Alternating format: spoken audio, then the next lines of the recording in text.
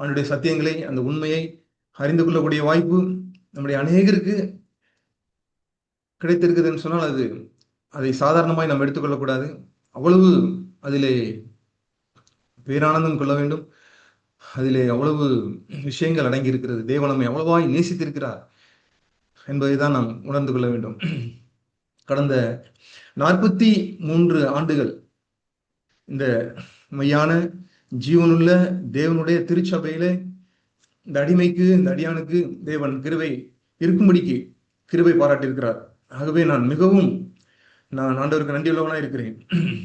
தூத்துக்குடி கிறிஸ்தவ ஐக்கிய திருச்சபை 43 ஆண்டுகளுக்கு முன்பாய் 1982 83 அந்த ஆண்டுகளிலே ஆரம்பிக்கப்பட்டது. 1982 ஆண்டு சகோதரன், நம்முடைய மூத்த சகோதராக இருக்கிற சகோதரன் சகரியாபணன் அவர்களை சந்தித்து அவருடைய ஆலோசனை பெற்று 1983 ஆண்டு இந்த தூத்துக்குடி கிறிஸ்தவ ஐக்கிய திருச்சபை இந்த தூத்துக்குடி பட்டணத்திலே ஆரம்பிக்கப்பட்டது. அந்த ஆரம்பித்த முதல் நாளிலே நான் ஒரு 6வது வகுப்பு சிறுவனாய் இருந்தேன். 6வது வகுப்பு 6 வயது சிறுவனாய் நான் இருந்தேன். 2வது வகுப்பு படித்தேன். 6 வயது சிறுவனாய் நான் இருந்தேன். அன்றிலிருந்து இன்று வரை தேவன் இந்த மெய்யான ஜீவனுள்ள தேவனுடைய சபையிலே அடியானை வைத்து என்னை பாதுகாத்திருக்கிறார். இதிலே நான் பெற்ற நன்மைகள் ஏராளம் ஏராளம் ஏராளம்.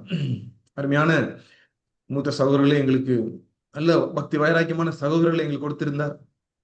உத்தமமாய் தேவனை பின்பற்றக்கூடிய உண்மையுள்ள சகோதரர்களை தேவன் எங்களுக்கு தூத்துக்குடிக்கு கொடுத்திருந்தார். ஆகவே அவர்களை எல்லாம் பார்த்து நாங்கள் வளர்ந்தோம். அந்த சந்ததி ஆண்டவரை சேவித்ததினாலே இன்றைக்கு நாங்கள் ஆண்டவரை முழு இருதயமாய் சேவிக்கும்படிக்கு, பின்பற்றும்படிக்கு இந்த பாக்கியத்தை தேவன் எங்களுக்கு கொடுத்திருக்கிறார் என்று தான் சொல்ல வேண்டும். அதிலே நான் மிகவும் சந்தோஷம் அடைகிறேன். அப்படிப்பட்ட சகோதரர்களுக்காய் நன்றி செலுத்துகிறேன்.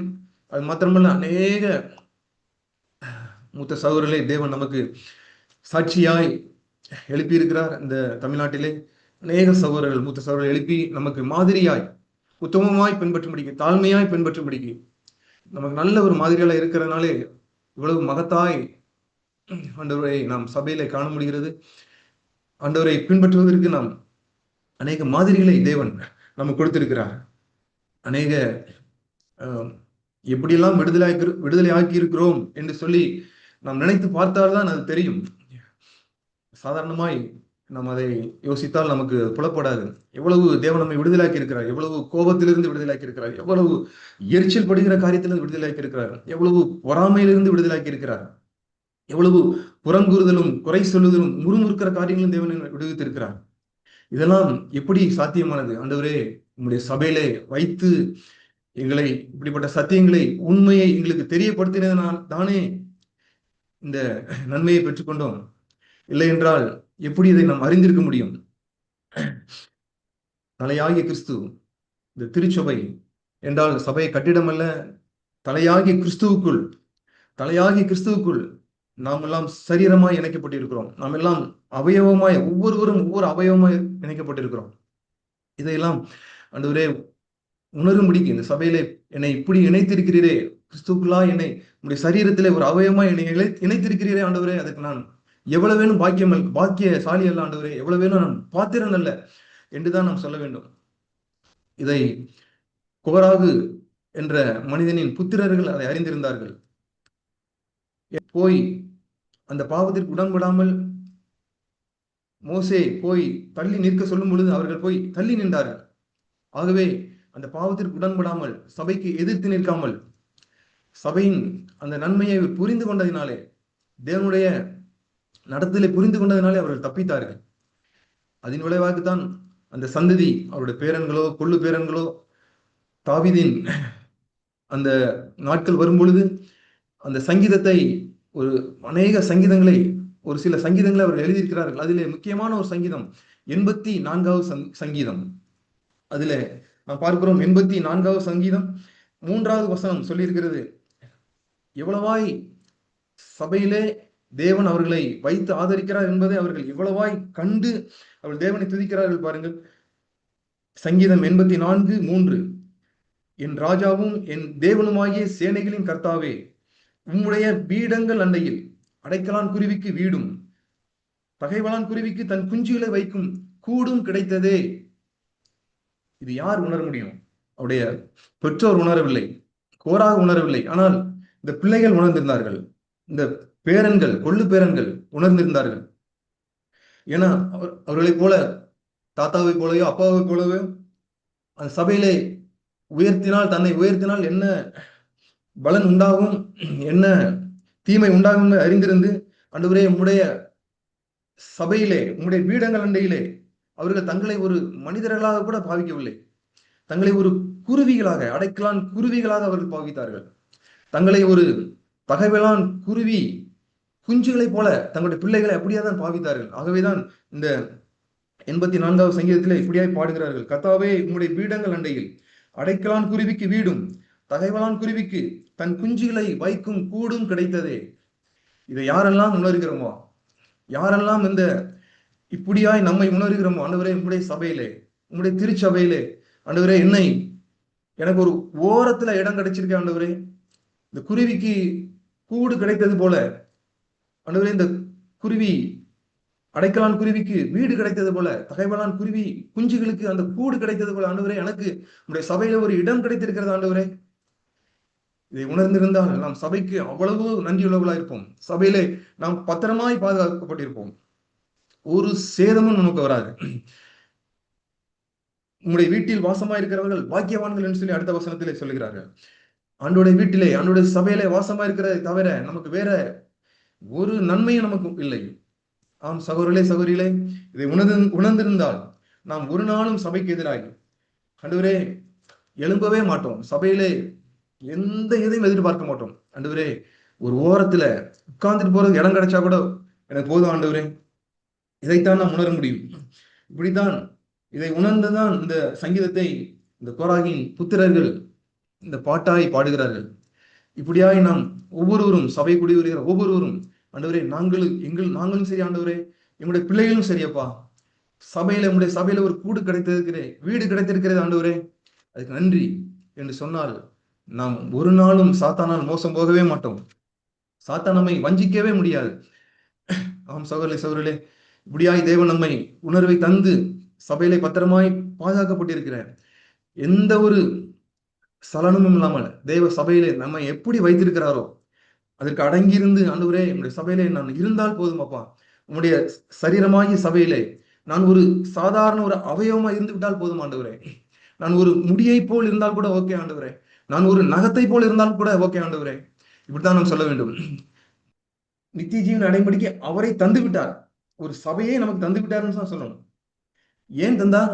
கெட்டு போகாமல் நித்திய ஜீவனை அடைம்படிக்கு, ஒரு நித்திய ஒரு வாழ்க்கையை அடைம்படிக்கு தான் தந்துருளினார். நான் இப்படித்தான் பார்க்கிறேன். சபைக்குள்ளாக இருப்பது எவ்வளவு நமக்கு பாதுகாப்பு. அது ஒரு ரெஃப்ரிஜிரேட்டர் போல, ஒரு ஃப்ரிட்ஜ் போல நாம் எடுத்துக்கொள்ளலாம். சபைக்குள்ளாய் இருப்பது நாம் ஒரு நாளும் நாம் கெட்டு போகவே மாட்டோம். சபைக்குள்ளாய் இப்படி நம் ஒரு பொருளை ஒரு ஃப்ரிட்ஜில் வச்சா அது -டிகிரியில நாம் வச்சு அதை பாதுகாத்தால் எவ்வளவு அது பாதுகாக்கப்பட்டிருக்கிறோமோ, எப்பொழுது அதை எடுத்து பார்த்தாலும் ஃப்ரெஷ்ஷா இருக்குமோ, அதே போல ஆண்டவரே நம்முடைய சபையில நான் இருக்கும் பொழுது நான் பத்திரமாய் பாதுகாக்கப்பட்டிருப்பேன். ஆனால் உள்ளே இருக்க வேண்டும். நானா திறந்து நான் வெளியே வந்துட்டேன்னு கெட்டு போகிறேன். சபை விட்டு நான் வெளியே போட்டேன்னா நிச்சயமாய் நமக்கு வாழ்வு இல்லை என்பதை நாம் ஆணித்தரமா இருந்து கொள்ள வேண்டும். ஆண்டவரே சபையிலிருந்து நான் அந்த சரீரமாகிய சபையிலிருந்து அந்த ஒரு அவயவமாய் நான் தூர பிரிந்து போய்விட்டால் நிச்சயமாய் நமக்கு வாழ்வு இல்லை என்பதை நாம் நிச்சயமாய் புரிந்து கொள்ள வேண்டும். அப்படியாய் தேவன் இத்தனை வருடங்கள் தேவன் என்னை பாதுகாத்திருக்கிறார், நம்மை பாதுகாத்திருக்கிறார். அதற்காக நான் நன்றியுள்ளவனா இருக்கிறேன். இந்த சபைக்கு ஒப்பாய் நாம் எதை சொல்லலாம் சொன்னா, நோவாவின் பேழையை நாம் அதற்கு ஒப்பிடலாம். நோவாவின் பேழையை, அந்த கப்பல், தேவன் ஒரு பேழையை நோவாவின் மூலமாய் உண்டு பண்ணினார். அந்த பேழை எதற்காய் உண்டு பண்ணப்பட்டது? நோவாவின் குடும்பத்தை ரட்சிக்கும்படிக்காய். நோவாவின் குடும்பத்தை ரட்சிக்கும்படிக்காய். தேவனும் கிறிஸ்துவை எதற்காய் நமக்கு கொடுத்தார்? நம்மை ரட்சிக்கும்படிக்காய் கொடுத்தார். ஆம், அந்த சபைக்கு ஒப்பாய் அந்த பேழையை நாம் எடுத்துக்கொண்டால் அதனுள்ளாய் அந்த பேழைக்குள்ளாய் நோவாவின் மனைவி, 3 குமாரர்கள், 3 குமாரத்திகள் எவ்வளவாய் பாதுகாக்கப்பட்டார்கள் என்பது நமக்கு தெரியும். ஆம், அந்த வசனத்தை நாம் எடுப்போம். ஆதியாகமும் 7ஆம் அதிகாரம், ஆதியாகமும் 7ஆம் அதிகாரம்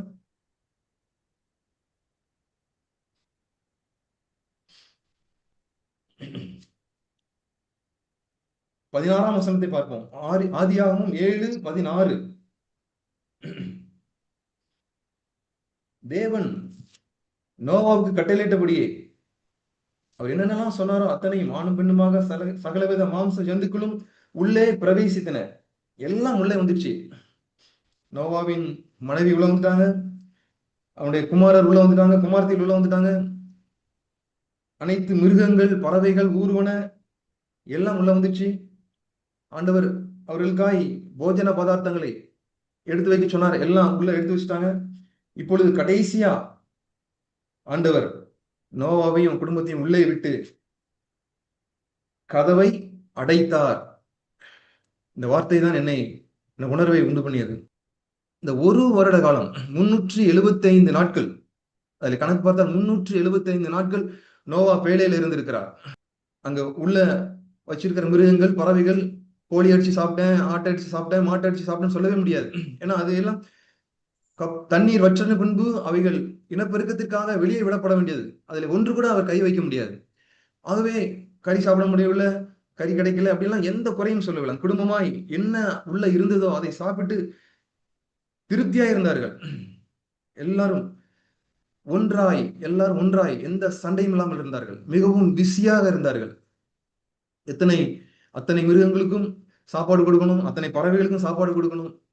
எவ்வளவாய் ஆனந்தமாய் அந்த அந்த வேலையில இருந்தார்கள். ஒரு சேதம் கூட வரவில்லை. 40 நாள் பெய்த மழையிலே, கனமழையிலே எல்லாம் கீழே இருந்து ஊற்று திறந்தது, மேலே இருந்து கொட்டியது.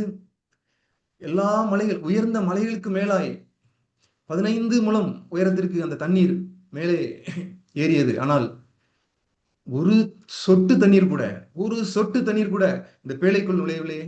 அது எப்படி சாத்தியம்? தேவன் சொன்னபடியெல்லாம் அந்த பேழையை அவர் செய்ததினாலே, அவர் சொன்னபடியெல்லாம் பேழை செய்ததினாலே, தேவன் கர்த்தர் அந்த கதவை அடைத்து வைத்திருந்ததினாலே ஒரு சொட்டு கூட அந்த தண்ணி உள்ள போகல.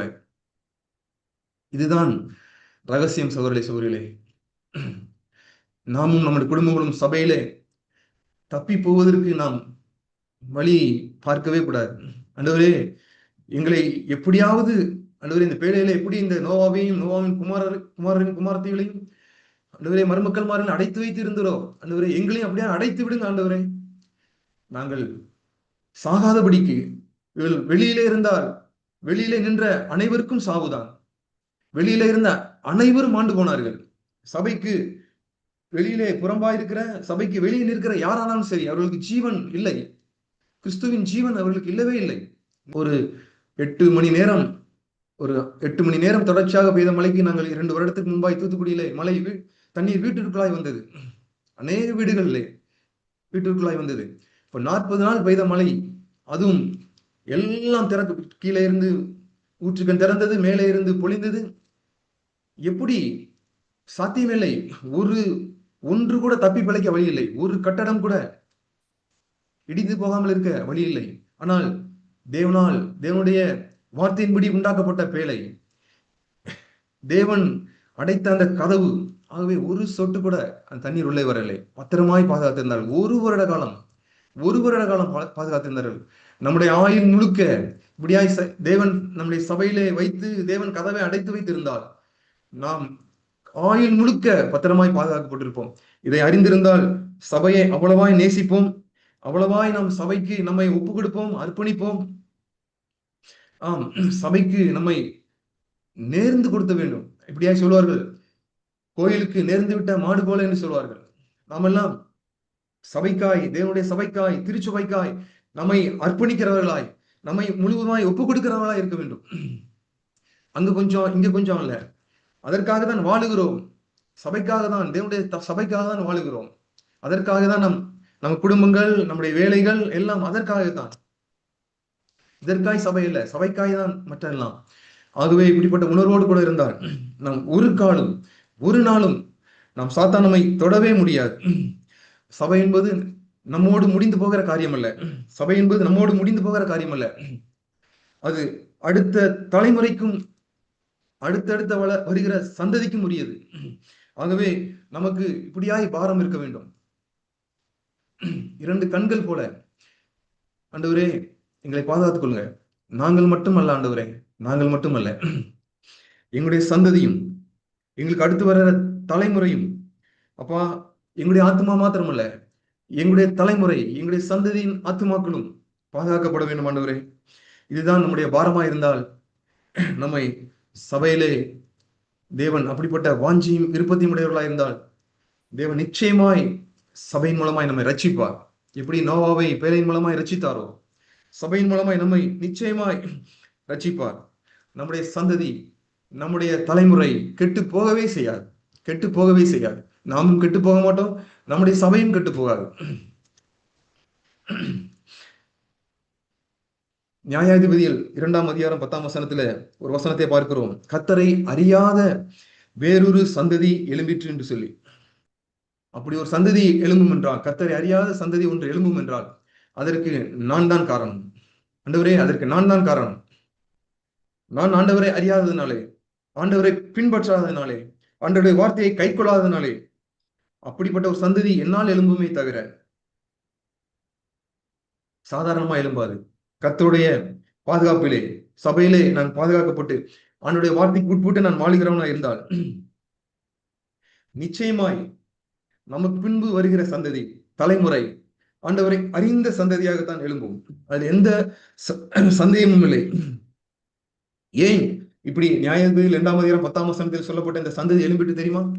அன்றைய இஸ்ரவேலின் சபையில இருந்த அந்த ஜனங்கள் சதா சதா முறுமுறுத்தார்கள், குறை சொல்லினார்கள். தேவனுடைய சபையிலே குறை சொல்லக்கூடிய, முறுமுறுக்கக்கூடிய, புறங்குறுகிற ஒவ்வொருடைய நிலைமையும் இப்படித்தான் இருக்கும். இப்படி நாமும் இருந்தால், நம்முடைய தலைமுறையை கர்த்தரை சேவிக்கிற அறியாத சந்ததியை தான் நாம் பார்ப்போமே ஒழிய, ஆண்டவருக்காய் தேவனுடைய சபையிலே பத்திரமாய் பாதுகாக்கப்பட்டிருந்து எந்த ஒரு குறை சொல்லுதலும் இல்லாமல் புறங்குறாமல் இருந்தால், நிச்சயமாய் இப்படிப்பட்ட சந்ததியை, கர்த்தருக்காய் எழும்புகிற சந்ததியை நாம் பார்க்க முடியும்.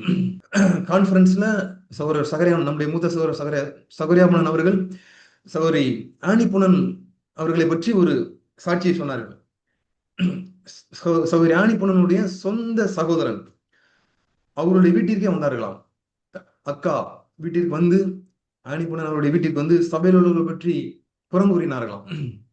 அப்பொழுது இந்த ஆணிப்புணன் சகோதரி சொன்னார்களாம், வேண்டாம் அப்படின்னு, யாரையும் பற்றி குறை சொல்லுகிறால் நான் எனக்கு அது பிரியமில்லைன்னு சொன்னார்களாம்.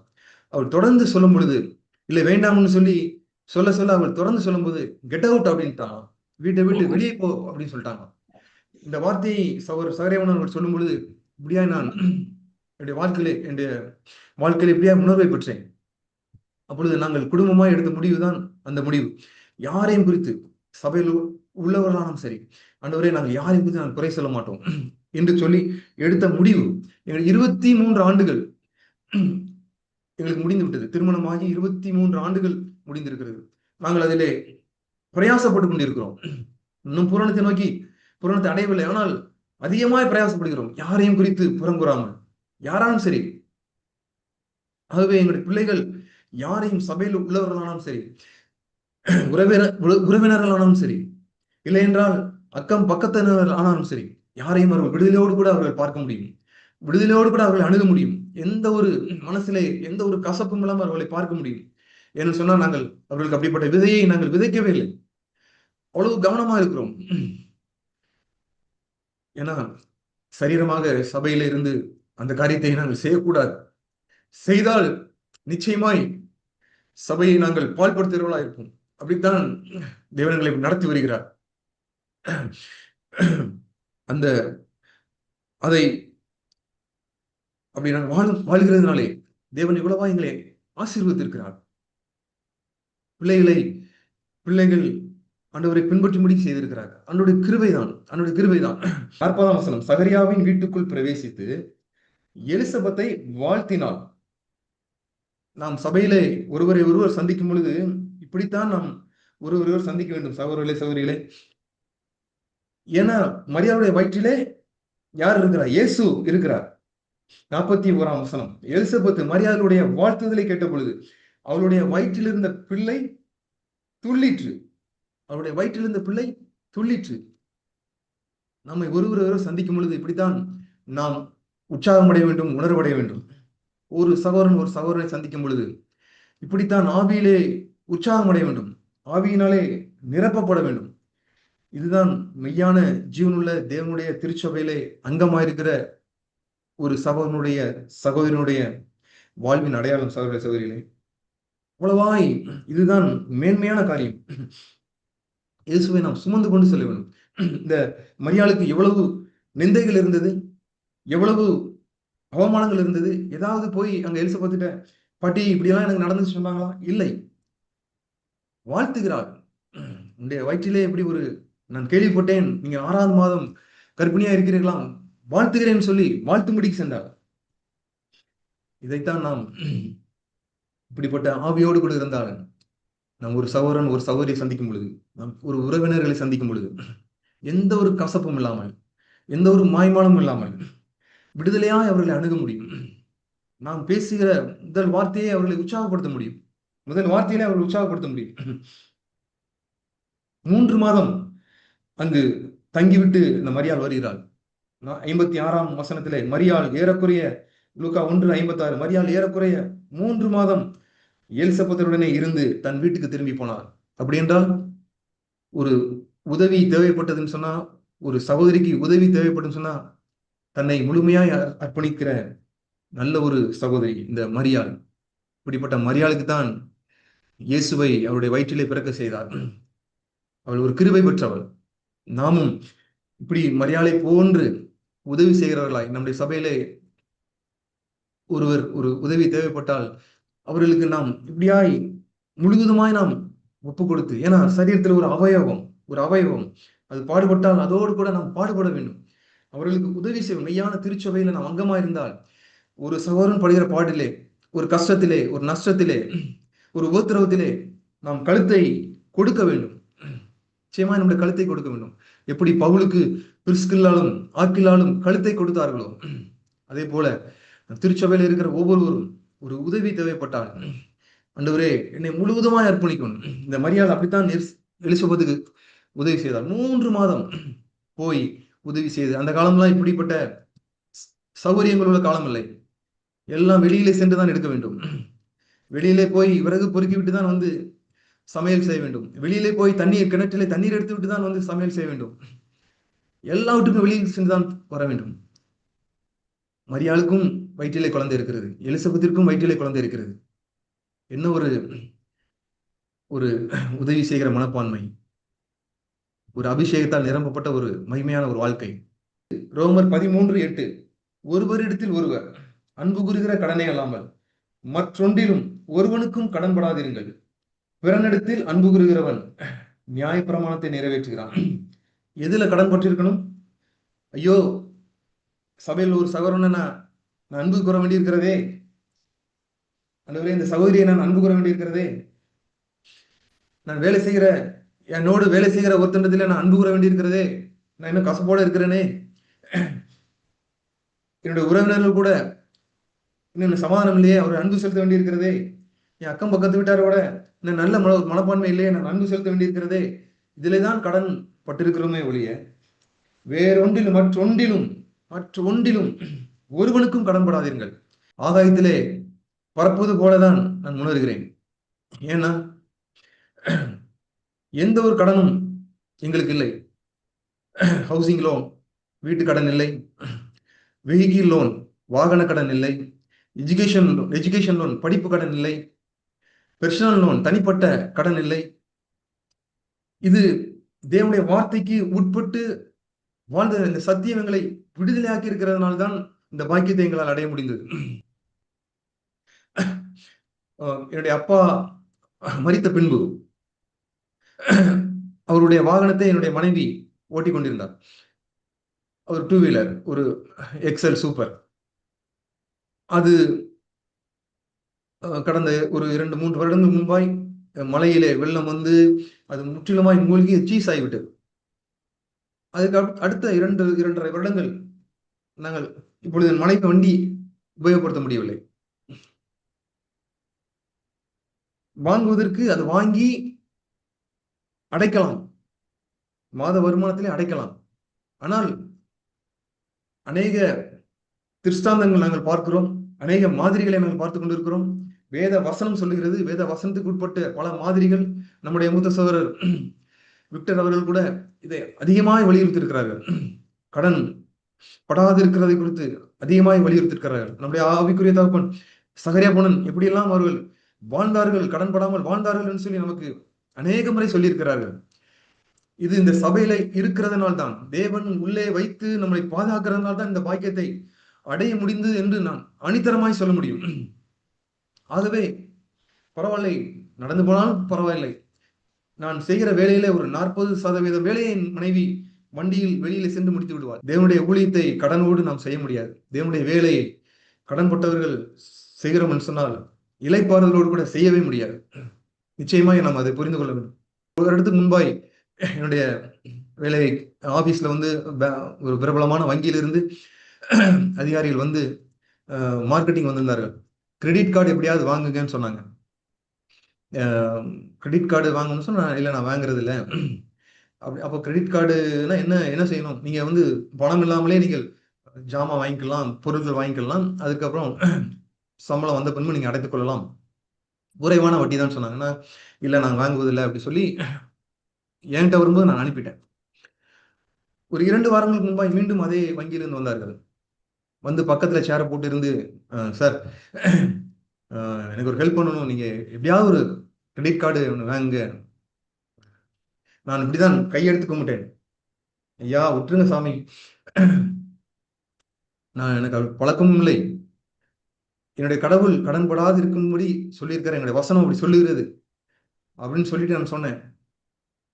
நான் வந்து ஒருவேளை நான் அவர்கிட்ட எப்படி சொன்னேன், அது ஒரு இயேசுவை அறியாத, கிறிஸ்துவை அறியாத ஒரு புறஜாதியான ஒரு மனிதன்.